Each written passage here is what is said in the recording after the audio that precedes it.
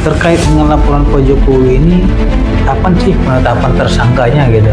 Kan sudah dijelaskan, mereka melaporkan ke polisi dan dijelaskan oleh kantor polisi bahwasanya itu identik. Terus mau ngapain lagi? Harusnya berhenti dong. Harusnya. Sampai dia ngomong gitu. Kebayang nggak kalau Pak Jokowi itu adalah orang tua kita diperlakukan seperti itu? Marah nggak? Marah. Nah, iya, itu sama kita dengan Pak Jokowi.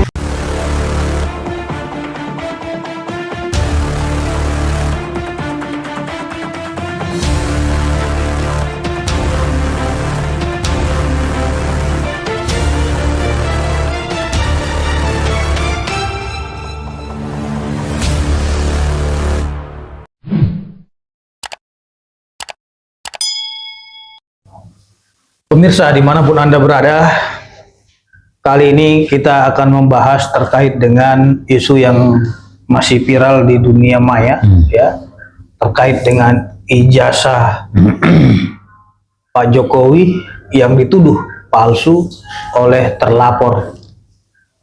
Narasumber kita yang kita undang adalah Direktur Eksekutif Lembaga Kajian Strategis Kepolisian (LEMKAPI). Tentunya beliau akan melihat dari sudut pandang ketentuan hukum acara pidana dan hukum pidana kita terkait dengan laporan-laporan Pak Jokowi yang saat ini statusnya sudah naik ke tahap penyidikan, ditingkatkan dari penyelidikan ke tahap penyidikan. Dan kita akan lihat apakah selanjutnya yang akan dilakukan oleh penyidik atas laporan Pak Jokowi ini. Selamat pagi, selamat Pak pagi. Dr. Edi Hasibuan. Selamat pagi. Kita akan membahas terkait dengan laporan polisi Pak Jokowi, di mana laporan polisi tersebut sudah ditingkatkan dari penyelidikan ke penyidikan. Tapi yang sekarang ini up to date dan fenomenal adalah setelah ini ditingkatkan ke tahap penyidikan, Pak Jokowi mendapatkan somasi dari Rismon CS, mensomasi Pak Jokowinya. Dengan strategi apa, mungkin dengan somasi itu apakah itu bisa mematahkan laporan polisi atau menghantam Pak Jokowi. Ini semakin ramai ya. Semakin ramai. Saya juga mendengar itu. Iya, saya juga mendengar itu, tergelitik kita juga mendengarnya, karena mereka komprehensif katanya melayangkan somasi dengan keras, gitu kan. Nah, pandangan daripada seorang praktisi hukum seperti apa? Pertama kita harus paham bahwasanya laporan Pak Jokowi kan memang ada di Polda Metro Jaya. Kemarin itu lama sekali dari penyelidikan, kemudian naik kepada penyidikan. Artinya kalau terjadi seperti ini maka yang penyidik menemukan ada tindak pidana di sini, ada pelanggaran hukum di sini, Dan saat ini kalau kita lihat Polda Metro Jaya kembali melakukan pemanggilan kepada saksi-saksi, Tapi dalam kapasitas dalam statusnya sebagai penyidikan untuk penyelidikan. Kalau pertama dulu ada untuk kepentingan penyelidikan, klarifikasi dan sebagainya. Maka sekarang dengan adanya kenaikan dari penyelidikan menjadi penyidikan, maka polisi atau penyidik kepolisian itu melakukan pemanggilan untuk kepentingan pro justisia, Artinya memang ini adalah merupakan tugas penyidik mengumpulkan sebanyak-banyaknya bukti-bukti, kemudian memanggil sebanyak-banyaknya saksi-saksi, termasuk semua saksi pelapor.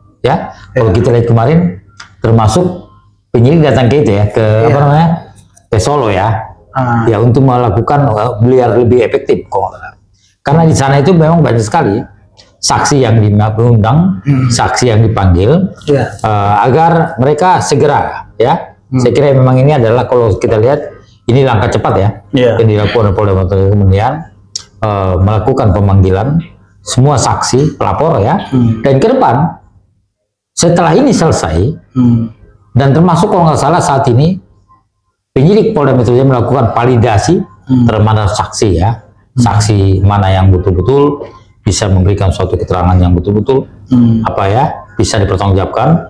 Kalau kemarin penyidikan itu saksi, jika itu tidak dibutuhkan lagi tidak dipanggil, Tapi sekarang adalah saksi-saksi yang sangat penting dilakukan validasi, termasuk bukti-bukti dilakukan validasi, mana kira-kira yang memberikan suatu bukti yang kuat bahwasanya memang ada pelanggaran. Oke, tapi persoalannya adalah ketika mereka mengeluarkan jurus maut. Ya, Itu somasi tadi gitu. ya. Itu tidak apa-apa sebetulnya. Kalau menurut saya sih tidak ada masalah. Ini kan kita bicara masalah hukum ya. Apakah itu untuk menakut-nakuti Pak Jokowi gitu? Saya yakin Pak Jokowi tidak akan takut ya. Itu kan somasi ya. Karena kan mereka udah laksanakan konferensi pers Iya. besar-besaran. Iya. Dan kita memang harus Dan membacakan menghormati. somasinya gitu, Iya. keras. Kita harus menghormati itu apa yang mereka lakukan karena itu juga merupakan perlawanan hukum ya, somasi ya. Tetapi kan tidak bisa ya, somasi kan sifatnya baru apa namanya ya, tidak bisa memiliki kekuatan hukum ya. Iya. Ya, tidak bisa memiliki kekuatan. Tetapi itu adalah kita hormati apa yang Karena menjadi apa. setahu kita dari hasil gelar perkara khusus yang mereka laksanakan juga baru-baru ini, hasilnya ditolak juga Iya. 2 kali. Kalau saya sih sarankan, kalau Pak Pitra, sarankan malah sebaiknya mereka mempersiapkan ya untuk pemeriksaan yang akan datang ya. Itu lebih bagus karena termasuk kemarin kan kalau kita lihat apa sih teman kita Roy Suryo kan juga katanya kan sudah memiliki bukti-bukti yang lain ya. Kemudian malah memiliki bukti-bukti jasa ya. Saya berharap mereka itu justru itu yang mereka fokuskan ya.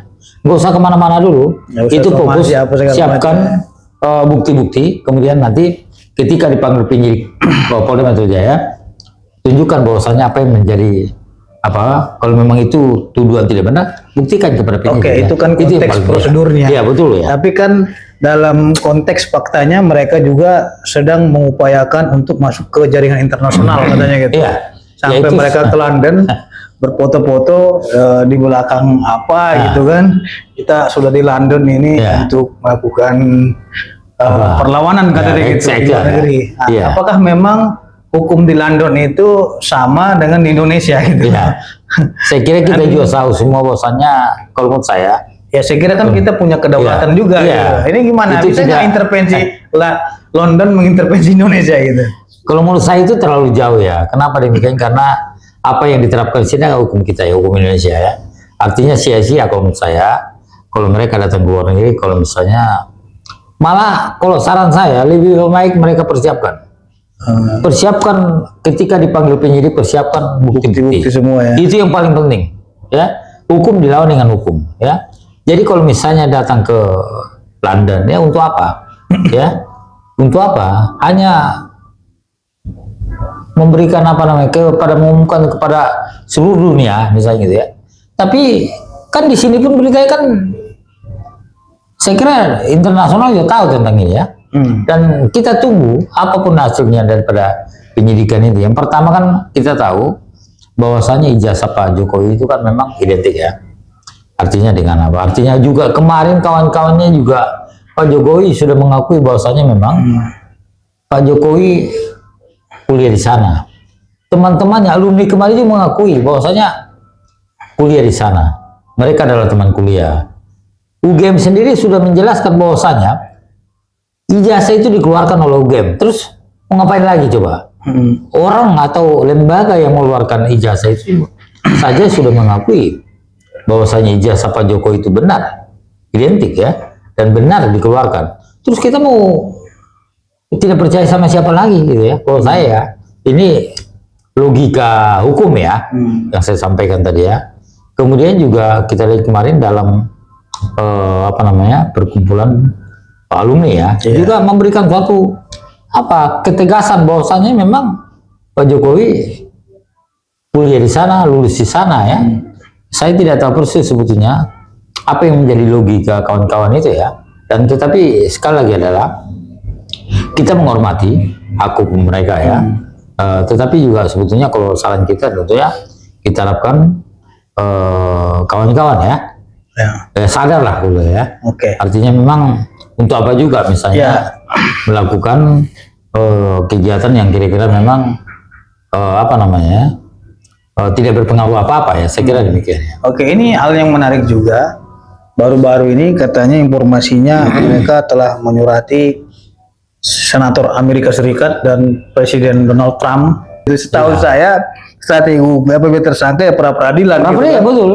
Atau laporkan propam, Irwasum dan lain-lain. Ada misalnya Tapi mereka ini melaporkan kepada Rusia, kepada untuk Amerika apa Serikat. ya, untuk mempersoalkan laporan ini katanya, laporan Pak Jokowi Nggak ada katanya. urusannya di sana. Ini gimana? Masalahnya dia- Sampai katanya senator Amerika Serikat ingin menjawab surat mereka. Iya, saya kira apapun juga ya, seluruh dunia harus juga menghormati hukum yang ada di Indonesia. Iya. Ya, makanya tadi kalau ada yang melapor ya silakan saja, itu hak mereka. Tetapi lagi-lagi adalah, saya kira semua negara-negara dunia. Berarti kalau kita mengadu ke luar negeri Singapura, berarti Indonesia bisa diintervensi negara luar. ya nggak bisa lah. Berarti kita bukan Hukum negara kita berdaulat. Iya, ya, nggak boleh. Negara lain tidak boleh melakukan intervensi terhadap. Warga negara Amerika juga kalau melakukan pelanggaran Indonesia Tapi dihukum ya, Indonesia. iya, hukum Bukan di luar negeri ya? Bukan di luar. Karena dia melakukan Ya, pelanggaran di iya. Indonesia gitu. Itu kan secara hukum kan demikian ya. Iya. Iya. Jadi kalau ada laporan sampai ke Inggris, ke London, ke Rusia, untuk apa? Menurut saya sih sayang, percuma karena tidak akan biar berpengaruh Donald Trump apa-apa. turun tangan Iya. mungkin. Iya. Atau Vladimir Putin Karena bersuara. presiden manapun ya saya kira tidak punya pengaruh apa-apa terhadap hukum kita. Hukum kita adalah hukum yang berdaulat ya. Dan apa yang berlaku di negara kita hanya berlaku di sini ya. Jadi kalau ada misalnya melakukan intervensi atau tekanan, kalau menurut saya tidak efektif ya. Ya, oke. Ini juga hal yang menarik. Salah satu strategi daripada terlapor ketika memainkan baju We Walk the Talk and Do the Talk selalu dibuka. Apakah itu merupakan bagian dari strategi? Ya. karena setiap acara-acara ya mereka selalu pakai baju We Walk the Talk gitu. Terus pakai baju pakai wayang dan lain-lain. Iya. Ini strategi hukum atau bukan? Ini kan proses hukum. Ini sebetulnya Karena itu ya, apakah itu merupakan upaya untuk no viral no justice Menarik. pakai baju itu gitu. sebetulnya mungkin kalau saya melihat ya, tujuan kawan-kawan kita itu kan sebetulnya biar menarik sebetulnya. Tapi lebih akhirnya ya mungkin adalah merupakan ya ya sindiran-sindiran hukum mungkin ya. Ya. Tapi Ada juga disiplin ilmu itu ada juga ya. Iya. Walaupun kita tidak pernah pelajari, tapi Makanya ilmu dari mana yang dipelajari? Iya. Mungkin kan dari penasihat hukumnya bertanya, boleh nggak kita bikin? Strategi kan kita nggak tahu juga. Kan Iya. setiap pengacara kan beda-beda cara Beda main. Saya mainnya beda. Iya. Kemudian cara bermainnya juga beda. Strategi Kemudian strategi ya, saya kira Fitra juga banyak banyak strategi ya. Sekarang kan Iya. dia mengikuti gendang. Iya, itu. Artinya Iya. ketika mereka pakai baju We Walk the Talk, saya pakai baju Shopee. Ini. Ya. Terus tiba-tiba pada loncat gitu. Terus ketika mereka mainkan wayang, saya pakai borgol mainan. Tiba-tiba semuanya panik. Viral lagi ya. Ya artinya kan strategi dibahas dengan strategi. Iya. Nah, terus mereka menyebut kita tidak beretika. Iya. Nah, kan yang memulai dulu Iya. siapa dulu sih itu? Makanya saya ingin tanya apakah dari segi pandangan hukum seperti baju We Walk the Talk ya, wayang itu merupakan strategi di dalam dunia hukum. Karena Saya kan kira, mungkin mereka ingin bangun opini no viral no justice gitu. Ya, kalau kita bicara hukum tentu saya ini kan sekarang dosen ya. Ya.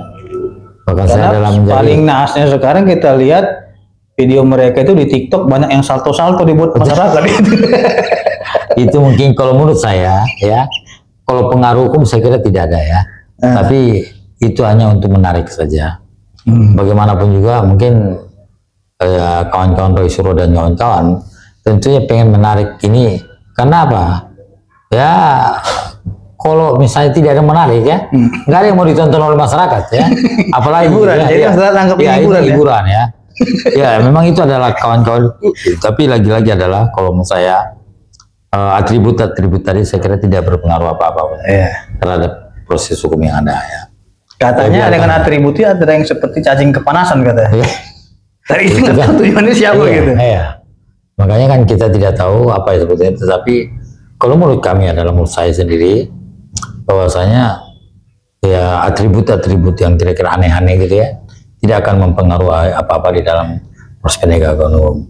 Kalau yang penting adalah mumpung belum dipanggil oleh penyidik Polda Metro Jaya, persiapkan, atur strategi, persiapkan bukti-bukti yang kuat ya, kemudian siapkan saksi-saksi yang kuat sehingga itu lebih membantu mereka daripada apa ya. Bagaimana tuduhan yang disebut bahwasanya ini adalah bentuk kriminalisasi terhadap mereka selaku akademisi, katanya peneliti dan lain-lain. Seperti kita lihat Tipa, ya Tipa ini kan seorang dokter katanya, tapi itu ijazah orang. Iya. Dan dia menyebut kita adalah peneliti gitu. Iya. Apakah relevan seorang dokter meneliti ijazah orang? Iya. Gitu? Saya nggak aneh ya. Saya sendiri kan dosen ya. Iya. Saya ini kan dosen yang apa namanya sudah bertahun-tahun ya jadi dosen ya. Dan sebetulnya kalau kita lihat ya, saya juga nggak tahu ya apa ya korelasinya. Mereka mempersoalkan masalah ijazah Pak Jokowi ya. Kenapa seluruh mantan presiden tidak mereka persoalkan? Iya. Itu juga yang menjadi pemikiran saya. Iya, logika saya seperti itu ya. Ketika misalnya Pak Jokowi ya, yang apa namanya menjadi presiden ya, kenapa yang dulu mantan presiden mereka persoalkan juga ya? Iya. Dan kemudian apa yang menjadi apa namanya? Kayaknya apa namanya ya? Agak-agak susah kita terima. Kurang logis gitu ya. Iya. Kenapa demikian? Karena ngapain sih mereka sebetulnya? Apa yang mereka cari? Ya. Kenapa gitu? Karena kalau kita lihat sudah dijelaskan bahwasannya ijazah itu identik. Sudah dijelaskan oleh UGM bahwasannya memang betul ijazah yang di Pak Jokowi adalah mereka yang keluarkan. Terus sudah diakui juga oleh kawan-kawan satu alumni dengan Pak Jokowi bahwasanya betul Pak Jokowi pernah kuliah dengan mereka. Terus kita mau ngapain lagi gitu loh ya. Logika hukumnya kan begitu ya. Karena mereka katakan belum pernah melihat ijazah Pak Jokowi. Nah ini makanya mungkin aja kata dia. Nah, sekarang jadi masalah mereka, apakah mereka juga perlu memperlihatkan ijazah mereka pada masyarakat Indonesia? Kan tidak perlu kan. Yang penting adalah sudah ada pengakuan dari UGM bahwasanya ijazah itu dikeluarkan oleh UGM. Ya. Kecuali misalnya UGM tidak mengakui, itu baru masalah. Ya. Ini UGM saja mengakui bahwasanya ijazah itu adalah dikeluarkan oleh UGM. Terus kita mau percaya sama siapa lagi? Nah, terus sudah dijelaskan juga oleh Baris Krim Polri bahwa ijazah yang dimiliki oleh Pak Jokowi itu adalah sangat identik dengan aslinya yang lain ya teman-teman yang lain. Jadi terus mau ngapain lagi itu ya? Ya itu. Oke Bang, situasi ini kan sudah tidak kondusif lagi karena saya melihat di dalam kasus ini tidak ada lagi kata praduga di situ. Langsung menuduh palsu. Seharusnya kan kalau kita orang hukum praduga, dugaannya palsu. Kita tidak boleh memponis seperti itu. Ya, tapi mereka idealis bahwasanya itu yang dipikirkan dia itulah yang memang benar menurut dia palsu.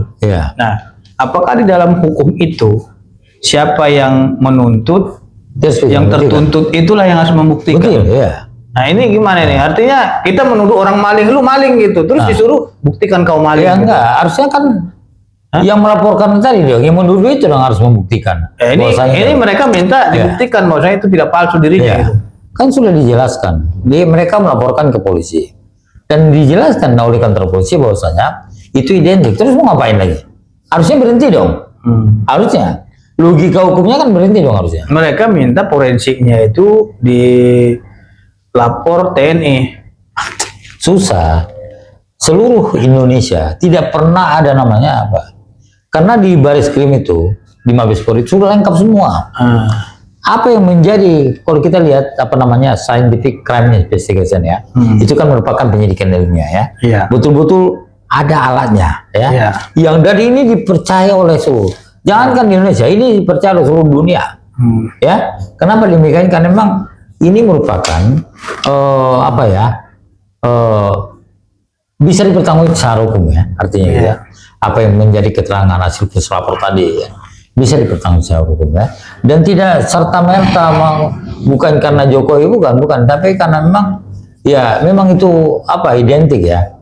Ya kalau kita misalnya polisi Indonesia melakukan penyidikan kemudian kita tidak percaya, masa kita minta bantuan polisi sana? Kan nggak boleh. Terus kalau kita tidak percaya terhadap polisi Indonesia, terus mau percaya sama siapa? Luar negeri. Lapornya di luar negeri. Tidak bisa di sini. Ya, kalau tidak percaya seperti itu. Artinya memang tentu kita ajak semua pihak ya agar betul-betul menghormati proses yang sudah ada.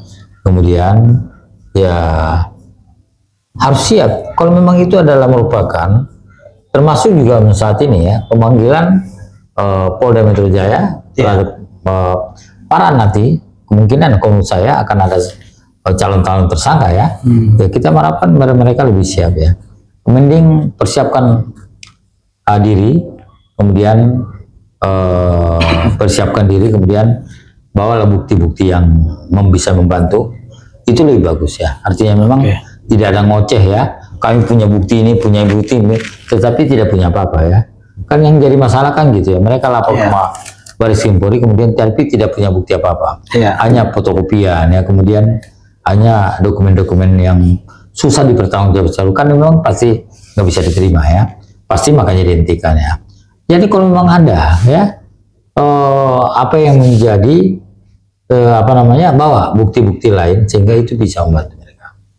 Oke Bang, ini hal yang baru juga update-nya, yaitu mereka ingin menjadikan sebuah jurisprudensi atas abolisi dan amnesti Hasto maupun Tom Lembong di dalam kasus dugaan tindak pidana korupsi. Ya. Terus beberapa hari yang lalu mereka juga telah bersurat kepada Presiden meminta amnesti agar kasus laporan Pak Jokowi itu dihapuskan dan ditiadakan. Itu namanya kalau terjadi itu menang sendiri gitu ya. Iya, menang sendiri, kemudian belum proses udah takut duluan. Ya kan? Sebetulnya yang kita harapkan adalah ketika misalnya proses ini naik ke penyidikan ya. Oke, pertanyaannya adalah apakah memang abolisi dan amnesti yang diberikan oleh Presiden kepada Hasto dan Tom Lembong ini mempengaruhi laporan polisinya Pak Jokowi di Polda Metro Jaya? Saya optimis ya. Proses ini akan tetap jalan ya. Proses ini akan jalan. Karena beliau nggak presiden lagi. Ya, itu adalah masyarakat biasa. Pak Jokowi sekarang kan masyarakat biasa, masalah sipil. Dia ya. Kemudian dia memang pasti meminta keadilannya. Saya kira jangankan Pak Jokowi, kita sendiri atau orang tua kita diperlakukan seperti itu, pasti kita minta keadilan. Berarti ini nggak ada unsur politik dari Pak Jokowi. Nggak ada unsur politik, nggak ada ini adalah kriminal murni kok. Karena Jokowi udah bilang saya seinjak-injaknya, hancur-hancur seinjak-injaknya. Iya kan. Sampai dia ngomong gitu. Kebayang nggak kok kalau Pak Jokowi itu adalah orang tua kita diperlakukan seperti itu, marah nggak kok? Oh, marah lah. Nah, iya, itu sama kita dengan Pak Jokowi. Artinya kalau kita lihat ini bukan kasus korupsi, ini bukan kasus politik. Dan kemudian Pak Jokowi diperlakukan seina-inanya, diperlakukan sangat tidak wajar. Padahal Pak Jokowi adalah sudah banyak berjasa terhadap negara dan bangsa, terhadap rakyat Indonesia. Kemudian diperlakukan seperti itu. Saya tidak bisa bayangkan ya bagaimana ya. Saya sendiri sebagai anak bangsa tentu merasa sangat prihatin ya. Ada orang seperti ya kawan-kawan kita ya. Bahkan kita kan kalau nggak salah beberapa kali ya ketemu di berbagai forum ya. Sedih juga sebetulnya ya ada seperti itu. Tapi ya udahlah. Memang melapor itu adalah mereka. Kemudian juga melapor juga adalah Pak Jokowi. Makanya saya berharap agar kasus ini bisa cepat selesai. Dan ya biar ada kepastian hukum. Karena kalau enggak ini mengambang terus. Ini mengambang terus ya. Jadi ya saya sih minta kepada Polda Metro Jaya agar ini betul-betul bisa diproses cepat. Kemudian ada kepastian hukumnya. Apakah nanti seperti apa kita lihat.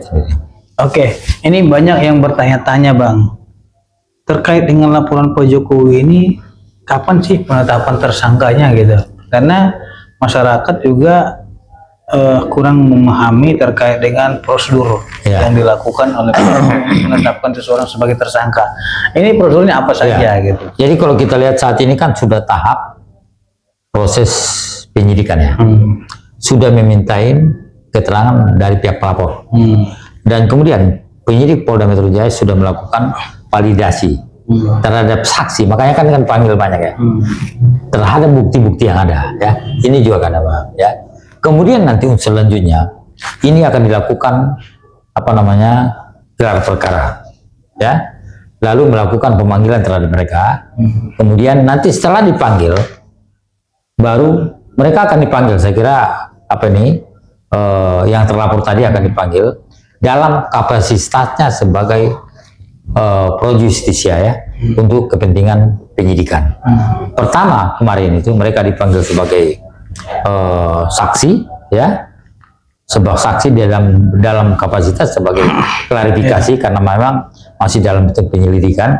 Tapi ke depan kawan-kawan kita itu akan dipanggil, kalau menurut pandangan saya karena saya juga apa namanya bicara tentang hukum, kemudian sangat tahu betul ya bagaimana proses kepolisian, karena saya sebetulnya lebih bidang hukum saya hukum kepolisian sebetulnya.